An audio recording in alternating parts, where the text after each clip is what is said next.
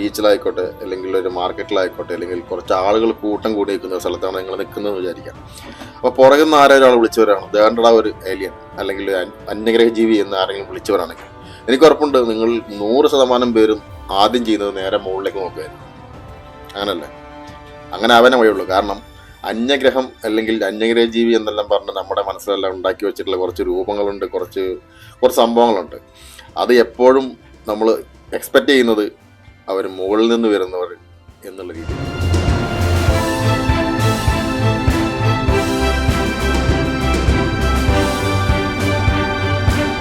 അന്യഗ്രഹ ജീവികൾ എന്ന് പറയുമ്പോൾ നമ്മൾ മുകളിലേക്ക് നോക്കുന്നത് വേറെ, ആരെങ്കിലും ഇതുവരെ താഴേക്ക് നോക്കി അല്ലെങ്കിൽ അങ്ങനെ ചിന്തിക്കാൻ നമ്മൾ ആരെങ്കിലും ശ്രമിക്കാറുണ്ട്. എന്നാൽ ഞാൻ ഇന്ന് നിങ്ങളുടെ ഞാൻ പറയാൻ പോകുന്ന ഇന്നത്തെ കണ്ടന്റ് അങ്ങനത്തെ ഒരു സംഭവത്തിനെ കുറിച്ചാണ്. അതായത് ഭൂമിക്ക് മുകളിലല്ല, ഭൂമിയിൽ തന്നെ കണ്ട മനുഷ്യനല്ലാത്ത കുറച്ച് ആളുകളുടെ കാര്യം.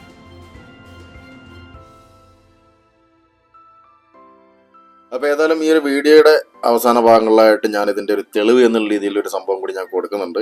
അപ്പോൾ അതുകൂടി കണ്ടതിന് ശേഷം നിങ്ങൾക്ക് തീരുമാനിക്കാം ഇത് വിശ്വസിക്കണമോ അതോ വേണ്ടയോ എന്നുള്ളത്.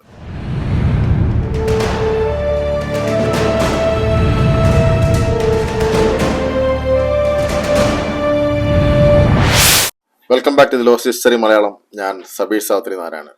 അപ്പോൾ പറഞ്ഞു വന്നത് എന്താണെന്ന് വെച്ചിട്ടുണ്ടെങ്കിൽ, നമ്മൾ ആകാശവും ശൂന്യാകാശവും ചന്ദ്രനും അതെല്ലാം കടന്ന് ചൊവ്വയിലേക്കെല്ലാം മനുഷ്യൻ പോയ പല കഥകളും ഇവിടുത്തെ മീഡിയ പറഞ്ഞ് നമുക്കറിയാം. അതായത് ഇവിടുത്തെ മീഡിയ പറഞ്ഞ് ഇത്തരം കഥകളെല്ലാം നമുക്ക് കേട്ട് പരിചിതമാണ്. പക്ഷെ എന്തുകൊണ്ടാണ് ഈ മുകളിലേക്ക് പോകുന്നത്, അതായത് ഇത്രത്തോളം നമ്മൾ അവിടം വരെ എത്തിയെന്ന് പറയുമ്പോൾ, അതായത് ചന്ദ്രനിലേക്ക് പോയി ചൊവ്വയിലേക്ക് പോയി, പക്ഷെ ഇത്രയൊക്കെ സംഭവങ്ങൾ നടന്നു കഴിഞ്ഞാലും ഒരു പരിധി വിട്ട് താഴേക്ക് ചിന്തിക്കാനോ ഇല്ലെങ്കിൽ അവിടുത്തെ കാര്യങ്ങളെക്കുറിച്ച് ഗവേഷണം നടത്താനോ നമ്മളൊന്നും പ്രാപ്തരല്ല എന്ന് വേണം ചിന്തിക്കാൻ. അതല്ല എന്നുണ്ടെങ്കിൽ അത്തരം ഗവേഷണങ്ങൾ നടക്കുന്നുണ്ടെങ്കിലും അതൊന്നും ജനങ്ങൾ അറിയുന്നില്ല, സാധാരണക്കാരായ നമ്മളൊന്നും അത് അറിയുന്നില്ല. നടക്കുന്നുണ്ടോ ആവോ എന്നുള്ള കാര്യം എനിക്കറിയില്ല. പക്ഷെ എന്നിരുന്നാൽ കൂടെ മീഡിയ വഴി ഇത്തരം സംഭവങ്ങളൊന്നും പുറത്തേക്ക് വിടുന്നില്ല.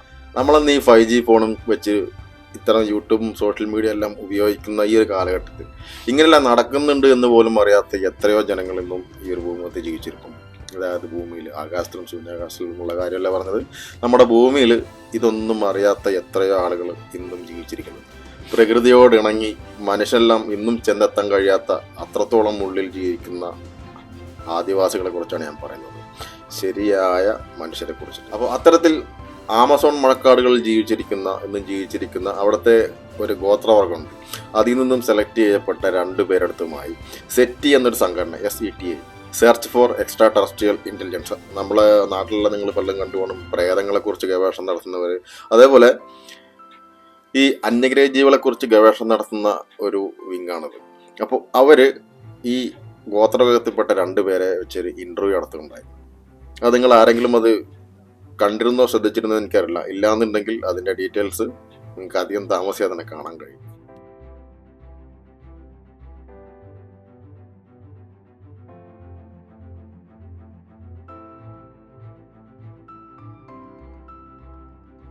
അപ്പോൾ ഇതിലെ രസകരമായ സംഭവം എന്താ വെച്ചിട്ടുണ്ടെങ്കിൽ, ഈ ഒരു അവതാരകൻ, സെറ്റിയുടെ അവതാരകൻ വന്നിട്ട് ഈ ഗോത്രക്കാരുടെ അടുത്ത് പല കാര്യങ്ങളും സംസാരിച്ചു. അതിൻ്റെ ഇടയ്ക്ക് ഏലിയനെ കുറിച്ചുള്ള നിങ്ങളുടെ അഭിപ്രായം എന്താണെന്നുള്ള രീതിയിൽ ചോദിച്ചു. അതായത് അന്യഗ്രഹ ജീവികളെ കുറിച്ചുള്ള നിങ്ങളുടെ അഭിപ്രായം എന്താണ് എന്നുള്ള രീതിയിൽ അവരുടെ ചോദിച്ചു. അപ്പോൾ അവർ ചോദിച്ചു, എന്താണ് ഏലിയൻ? ഞങ്ങൾ അങ്ങനെ ഒരു വാക്ക് കേട്ടിട്ടേ ഇല്ല, അപ്പോൾ എന്താണ് ഏലിയൻ എന്നുള്ള കാര്യം ഞങ്ങൾക്കറിയില്ല എന്നാണ് അവരതിന് മറുപടി പറഞ്ഞത്. അപ്പോൾ ഈ സെറ്റി ടീം എന്ത് ചെയ്യുന്നത് വെച്ചാൽ, നമുക്കെല്ലാം അറിയാം, ഒരു അന്യഗ്രഹ ജീവി എന്ന് പറയുമ്പോൾ നമ്മളെല്ലാം മൈൻഡിലുള്ള ഒരു കൺസെപ്റ്റ് ഉണ്ട്. അപ്പോൾ ആ കൺസെപ്റ്റിലുള്ള ഒരു രൂപം അവരുടെ ഫോണിൽ ഇവർക്ക് കാണിച്ചു കൊടുത്തു. അതായത് ഏലിയൻ എന്ന് പറഞ്ഞാൽ ഏകദേശം ഇതുപോലെ ഇരിക്കും, ഇങ്ങനെ വലിയ കണ്ണും തലയൊട്ടി പോലുള്ള തലയും ഇടുങ്ങിയ രൂപം, ഇങ്ങനെയുള്ള ആ ഒരു രൂപം അവർക്ക് കാണിച്ചു കൊടുത്തു.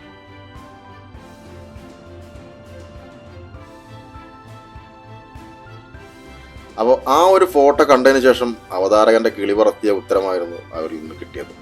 കാരണം ഇത് ഏലിയൻ ഒന്നുമല്ല, ഇതാണ് മൻഗുന ബാബു. ഇവരെ കുറിച്ച് ഞങ്ങൾക്ക് അറിയാം. അതായത് മണ്ണിനടിയിൽ ജീവിക്കുന്ന ഒരു പ്രത്യേക ജീവിവർഗമാണിത്.